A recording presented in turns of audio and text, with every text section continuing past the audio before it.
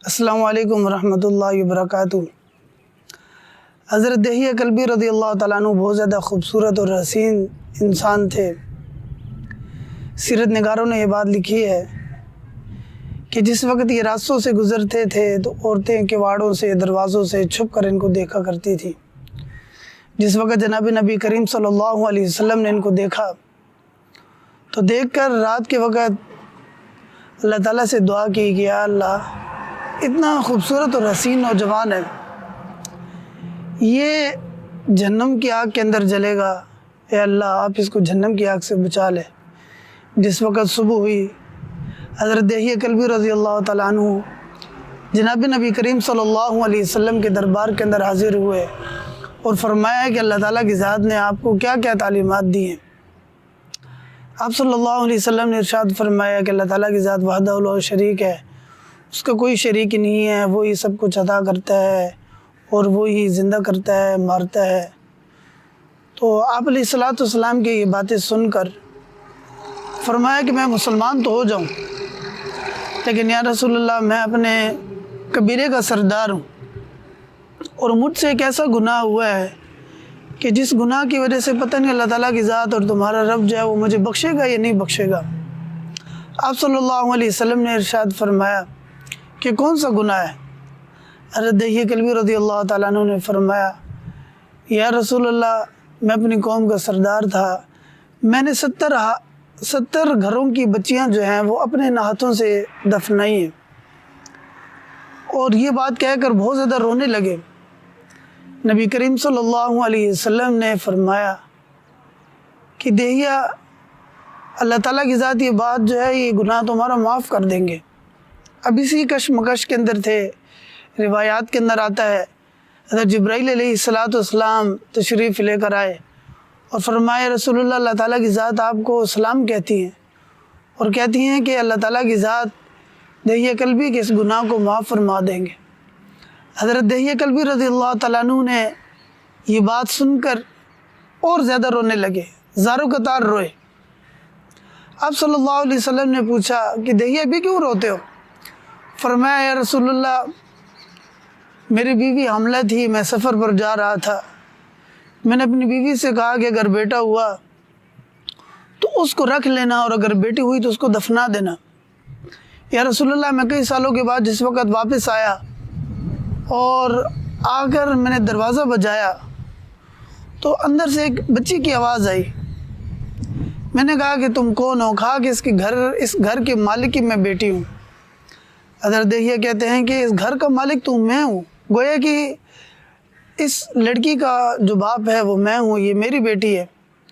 فرمایا مجھے بہت زیادہ غصہ آیا اور تیش کے اندر میں آ گیا، اور تیش میں آنے کے بعد میں گھر کے اندر گیا اور آنکھوں کے اندر میں نے اپنی بیوی کو بہت زیادہ غصہ کیا اور اپنی بیٹی کو میں لے جانے لگا تو میری بیوی نے جس وقت دیکھا کہ ظالم ابھی لے جائے گا تو کہنے لگے کہ اس کو تیار کیا اور تیار کرنے کے بعد میرے حوالے کیا۔ وہ بیٹی بہت زیادہ خوش، کتنے سالوں سے میں اپنے والد کا انتظار کر رہی تھی اور اب میرے ابو واپس آئے ہیں، میں ان کے ساتھ کھیلوں گی، کھاؤں گی، پیوں گی، گھوموں گی۔ اور جس وقت اس کو تیار کر کے میں لے جانے لگا تو میری بیٹی مجھے کہتی ہے کہ ہم نانی کے گھر جا رہے ہیں، ہم کھلونے لینے کے لیے جا رہے ہیں، ہم گھومنے جا رہے ہیں۔ میں نے اس کی کسی بات کا جواب نہ دیا اور اس کو لے کر چلتا رہا۔ ایک ویرانے کے اندر جس وقت گیا، سخت دھوپ تھی اور اس دھوپ کے اندر جا کر میں نے گڑھا کھودنا شروع کیا۔ جس وقت میں گڑھا وہ کھود رہا تھا میرے جسم کے اوپر مٹی آتی، وہ میرے جسم سے مٹی کو جھاڑتی، اور جس وقت دھوپ سخت ہو گئی تو اس نے میرے بدن کے اوپر اور چھاؤں کرنے کی کوشش کی۔ جس وقت گڑھا تیار ہو گیا میں نے اس بچی کو اٹھا کر اس گڑھے کے اندر ڈالنے کی کوشش کی۔ وہ بچی چلائی، روئی، اور لیکن وہ طاقتور نہ تھی، کمزور تھی۔ میں نے اس کو گڑھے کے اندر ڈالا اور ڈال کر اوپر سے مٹی جو ہے وہ ڈالنا شروع کی۔ ڈالتے اس کے میں گردن تک آ گیا۔ جس وقت میں یہاں تک پہنچا تو آخری بار چلائی اور اس نے پھر مجھے نہیں پکارا، اس نے پھر اللہ تعالیٰ کی ذات کو پکارا اور اس کو کہا کہ یا اللہ وہ نبی کب آئیں گے کہ جن نبی کے آنے کے بعد بیٹیوں کو تحفظ ملے گا اور بیٹیوں کی عزت ملے گی۔ تو جس وقت نبی کریم صلی اللہ علیہ وسلم نے یہ بات سنی، آپ علیہ السلام زارو قطار رو رہے تھے۔ فرمایا یہ بات پھر مجھے سناؤ۔ پوری بات پھر سنائی۔ جناب نبی کریم صلی اللہ علیہ وسلم نے فرمایا پھر سناؤ۔ 3 بار سنائی۔ روایات کے اندر آتا ہے کہ جناب نبی کریم صلی اللہ علیہ وسلم کی داڑھی مبارک جو ہے وہ آنسو سے تر ہو گئی تھی۔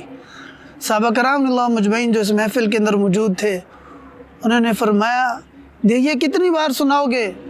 نبی کریم صلی اللہ علیہ وسلم کو یوں تڑپتا ہوا اور روتا ہوا ہم نہیں دیکھ سکتے۔ اس کے بعد حضرت دہیہ کلبی رضی اللہ تعالیٰ عنہ اسی حال کے اندر تھے۔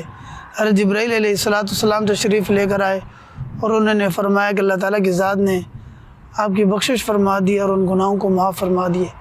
اس موقع کے اوپر جناب نبی کریم صلی اللہ علیہ وسلم نے فرمایا جس نے 2 بیٹیاں پالی، ان کو بڑا کیا، کھلایا پلایا، اچھی تعلیم دی اور ان کی ضروریات کا خیال رکھا، اور اس کے بعد اس امانت کو امانت دار کے حوالے کر دیا، حضور صلی اللہ علیہ وسلم نے فرمایا کہ میں اور یہ بیٹیوں کو پالنے والا شخص جنت کے اندر یوں اکٹھے ہوں گے، اور پھر 2 سے زیادہ جو ہے وہ تو زیادہ نبی کریم صلی اللہ علیہ وسلم کے قریب ہے۔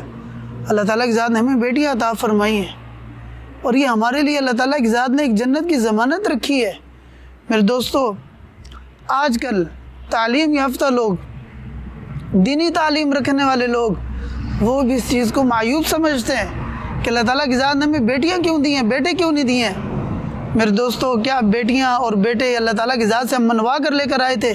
کہ ہم نے یہ بات لکھوائی تھی کہ اللہ میں بیٹے اتنے دینا اور بیٹیاں اتنے دینا؟